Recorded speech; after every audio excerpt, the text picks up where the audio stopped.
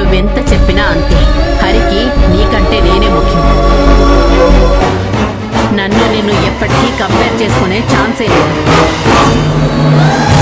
ఎందుకంటే నేను వాణ్ణి కన్నాను. నువ్వు ఇంటికి నిన్న కాక మొన్నొచ్చావు. ఇంకా సరిగ్గా మీరిద్దరు ఒకరినొకరు అర్థం చేసుకున్నారో లేదో కూడా తెలియదు. కానీ నేను నా కొడుకు గురించి నాకు బాగా తెలుసు. వాడు నాకు తెలియకుండా ఊపిరి కూడా పీల్చలేడు. అర్థం చేసుకో లక్ష్మి.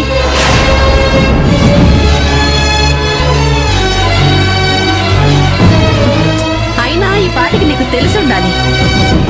నీ చీర వాడి కబోర్డ్లో పెట్టక ముందు అక్కడ నా చీర ఉంటుంది. నన్ను వదిలి నా కొడుకు ఒక్కరోజు కాదు, ఒక్క క్షణం కూడా ఉండలేదు.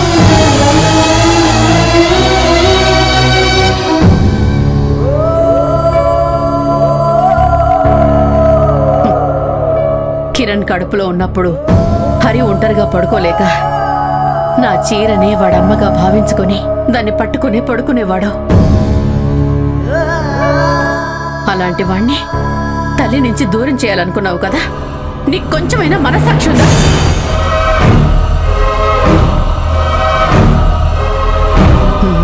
చూడు లక్ష్మి, ఎవరికైనా సరే అమ్మే ఫస్ట్ ప్రిఫరెన్స్.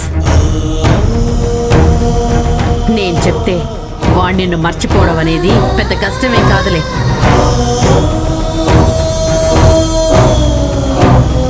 చూడు లక్ష్మి, నీ మనసు బాధ పెట్టాలని ఇలా చెప్పట్లేదు.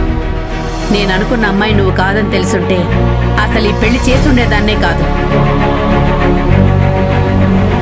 ఎలాగూ ఇది అరేంజ్డ్ మ్యారేజే కదా, ఇంకా మీ మధ్య ప్రేమ గీమ ఏం పుట్టుండవు. వాణ్ణి మర్చిపో.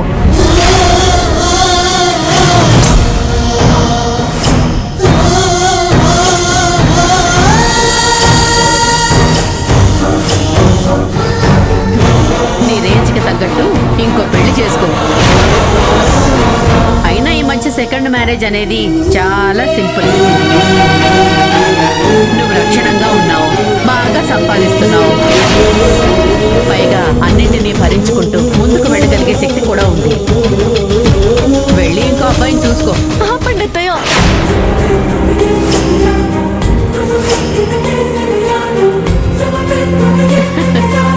సరే సరే, ఇదంతా కష్టమని నాకు కూడా తెలుసు లక్ష్మి. అలా అని జరగకూడదు అనేం లేదు కదా.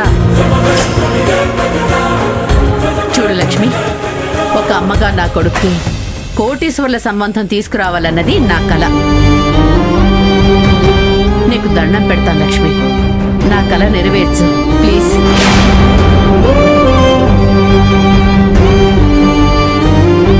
ఒక అబద్ధం మీద నిలబడ్డ పెళ్లిది. ఇది నిజమైన పెళ్లి కాదు. ఇందులో నిజం కూడా లేదు.